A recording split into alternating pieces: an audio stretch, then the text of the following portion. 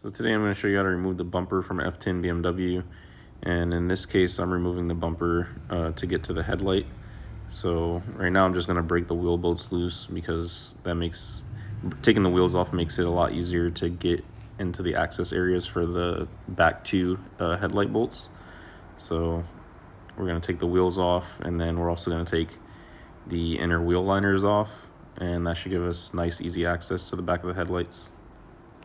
So remember, when breaking your wheel bolts loose, make sure to have the car on the ground because you're going to get the most leverage that way.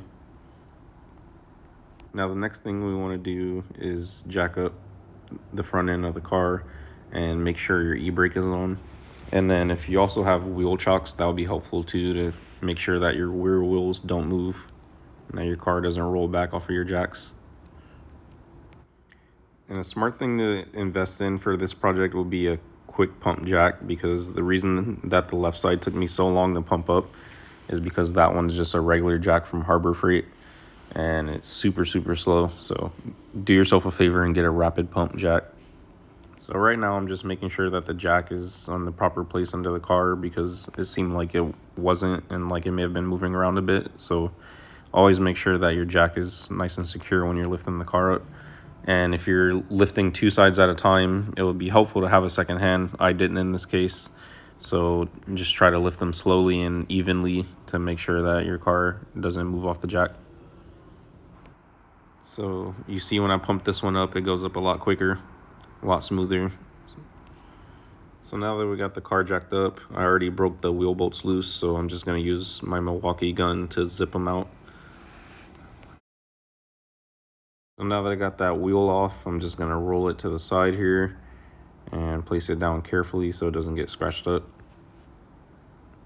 And I'm just showing you the face of it there. So this is a work wheel. The fronts are 21 by 10, and I think the offset's around 30 or something like that. So now I got the other wheel off as well, so I'm just going to take that to the side. And right there I'm checking for bends because there's a ton of potholes in the LA area. So I'm just trying to make sure my wheels are straight. So now we can start working on the inner fender liners. So these are really easy to take out. There's just a couple of 8mm bolts. And it's really convenient if you use like an electric gun right here, because there's probably 10 bolts. And so just to save yourself time and tedious work, just go ahead and get something electric to zip them out quickly. So now that I got all those bolts out, I can pull the fender liner out, and here's what it looks like. And the other side is pretty much identical, so you're just going to repeat those steps.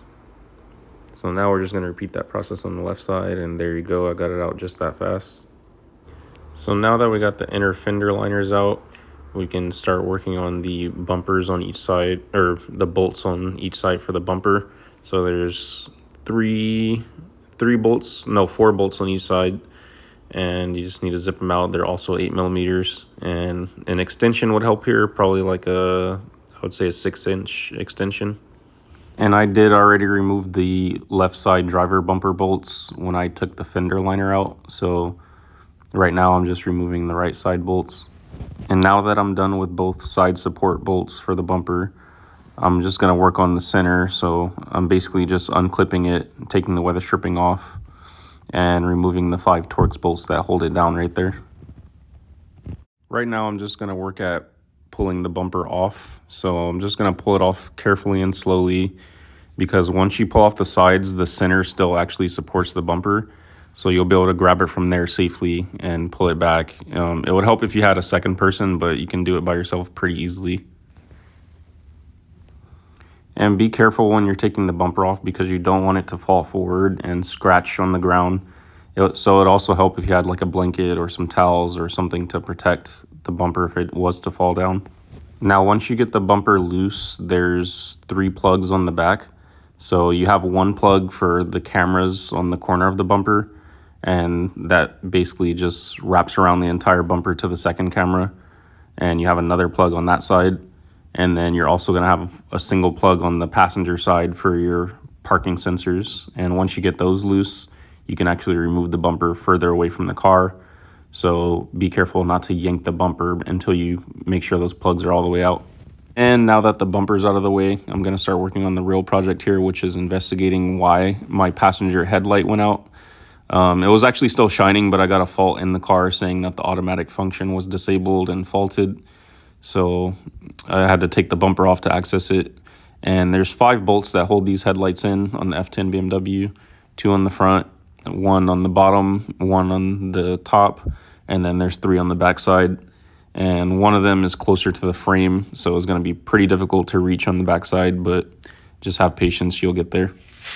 Also, one step that you can't skip is taking off the cover inside the engine bay on the right side, because it covers the top bolt that you need to access to actually take the headlight out. And the way you're actually going to get that out is by removing the plastic push pins that BMW's installed there. So it's pretty easy.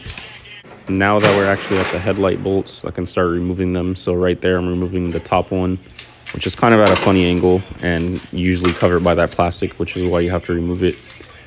And then there's also a bolt on the front, on the bottom part of the headlight, towards more towards the grill, more towards the center of the car. Now that we finished that, we can start working on the other headlight bolts from the backside.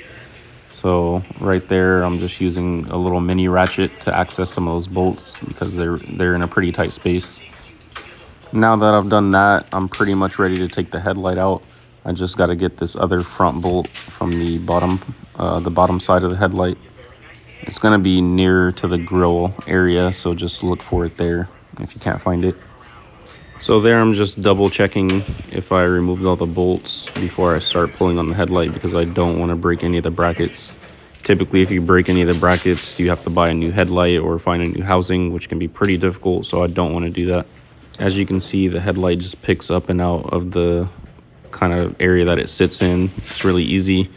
And make sure that you take the plug out of the back of the headlight before you go pulling it all the way out. You do not want to damage your harness. So just be careful with the plug on the back of the headlight. It can break if it's never been taken out due to the plastic. So there we go, we got the headlight out. And if I turn it around, we're gonna see exactly why my headlight went out. So I just went through automatic car wash, and it looks like the back cover fell off somehow. So I'm not sure how that happened. I guess last time when I installed new headlight bulbs, maybe the cover somehow came loose. So it must have come off, and right now when I'm looking in there, I can see a little water inside. So it definitely got wet during that car wash. So what I'm gonna do is take it upstairs to my apartment and let it dry out, and hopefully that'll get it working, because I don't wanna have to buy a new headlight. So it was a mission success of finding out what happened to my headlight. So right now I'm just gonna put the wheels back on the car and drop it off of the jacks so that I can leave it comfortably. And then I'm gonna take the headlight upstairs and let it dry out overnight and reinstall it. And the reinstall is really easy, guys. The bumper is probably the bumper itself is probably the most difficult part of reinstalling everything. And that's just because it's so big, but once you get it up near the car, you can easily see where it fits in, and it clicks in and it sits right in its spot as long as nothing is damaged or missing. So to reinstall, just the reverse steps of what you saw here. And take your time, don't break anything, and have fun. So now that I've got both wheels on, I'm just gonna let the car down carefully and slowly, and then I'm gonna take the headlight upstairs, let it dry out, and see if I can get that thing working. So that's how you remove your bumper and your headlight from the F10 BMW, and the install is just the reverse of what you saw there. So thanks for watching, hope this helped. If it did, leave a like and consider subscribing for more. Peace.